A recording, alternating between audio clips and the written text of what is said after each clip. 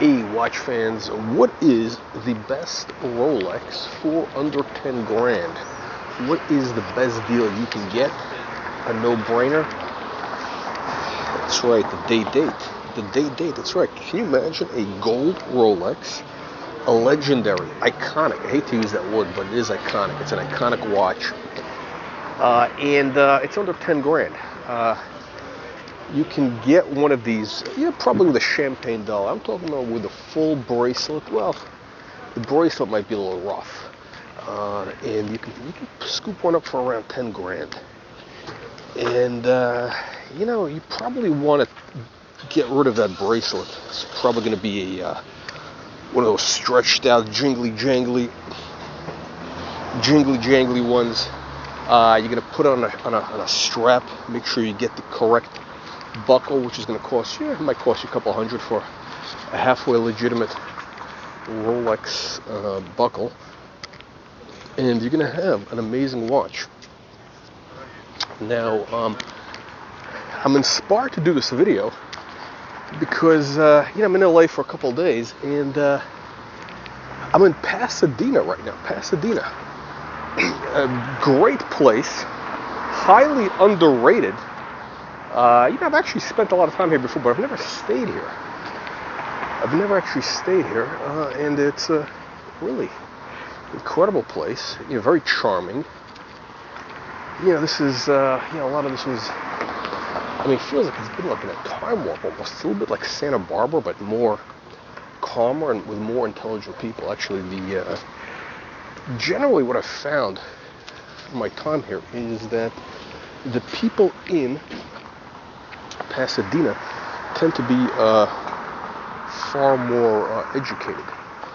It's amazing. You go to LA, you drive, just 10 minutes in either direction, east, west, whatever, and you're going to basically be dealing with morons. But the people here, I've noticed from my experience, Pasadena, highly educated. Charlie Munger, which was Warren Buffett's partner, I believe he lived here. And you know what? If I had to do it over again, I probably would live here instead of where I lived before, which was I was in Marina Del Rey, which is actually pretty great. But this place is extremely charming. Nice weather. It's probably mid-60s, dry. It's warm right now. We're in late January. See, and this day date, that's right, the Rolex day date, to me, is like it's like Pasadena. It's kind of people know about it. It's no secret, but it's been highly, really underrated in a way. This was one of these hype watches.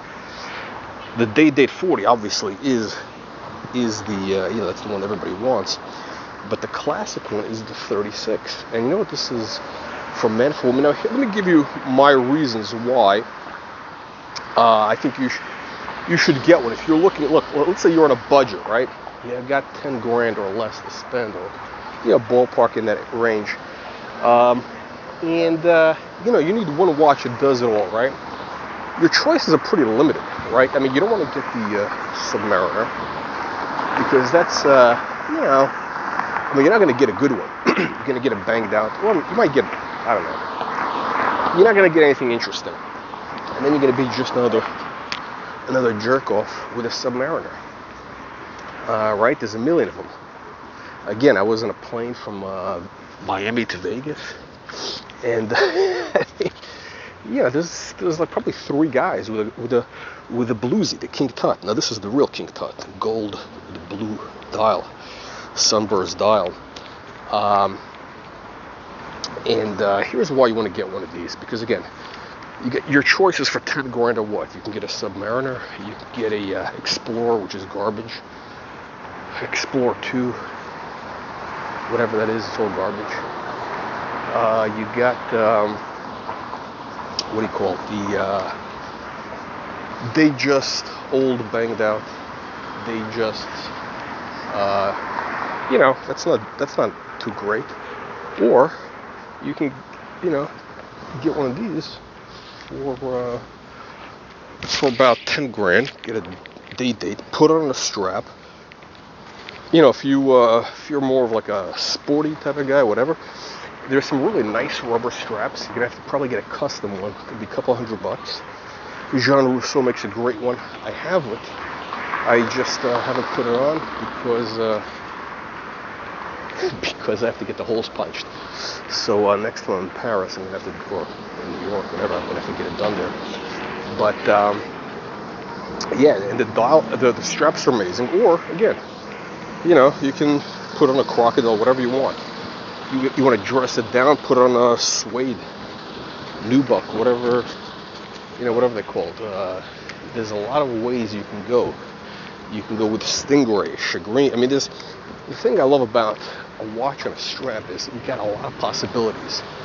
It's that's the beautiful thing about this, right? You're gonna invest, I should say, 10 grand. And by the way, this is a stable watch.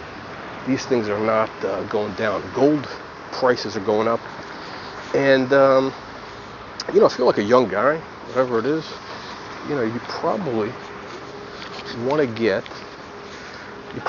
something that's a little different, right? You don't want to be just another jerk off with, you know, a Submariner, like all your idiot friends. You know, how many, you know, it's like for 10 grand, you can either be, you know, a jerk off with a Submariner, or you can have a day date, put on a strap, put on a white rubber strap, a thin one, not the rubber B, which is, you know, kind of too much. It's kind of vulgar. But you know, there's some really nice straps. And there's your sport watch, okay? That's your sport watch. You do that in the summer. And in the winter, yeah, put on a crocodile or whatever you want. Or you can wear it on rubber year-round. That's your sport watch. The watch is waterproof. Now, I know it's only waterproof, I believe, to about 150 feet, which is, now I know all of you guys watching this are major, you know, professional divers. You're all working for Comex. You got your Comex Submariner. So you need, you know, you want to go down 1,000 feet, whatever. But look, for most people, you know, the deepest they're going is, you know, they might go deep into a spreadsheet or, you know, in a pool, 6 feet. You know, they might, maybe 8 feet if it's a deep pool, if it's like a nice pool. So, you're going to be just fine, okay? You're going to be just fine. It's kind of like, you know, the day date is kind of like getting an old Rolls, you know? Well, actually, you know, back in the day, the Silver Spur, you can get one for like 25 grand, but the maintenance is horrible. Or, let me give you, it's like a value. It's like a value play. For example, you know, I got a Bentley, cost me, I think, 30, low 30s. You know, it's a 4-door. And, it's amazing car. You know, gets, you know, it definitely does the job. Okay, yeah. Listen, people, you know, it gets. I hate to use the word respect because it's such a, you know, I hate when people say, "Oh yeah, the car gets a lot of respect." Yeah, respect, because it sounds kind of like, you know, I don't know. But yeah, but believe me, I've picked up. You know, I had clients who were, you know, serious, you know, heavy hitters, and you know, I picked them up in the car. Yeah, it's a 15-year-old car. And they were impressed. I mean, listen.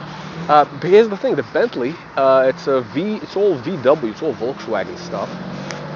The leather is all English, but the electronics, the engine is all VW. It's a 12-cylinder engine.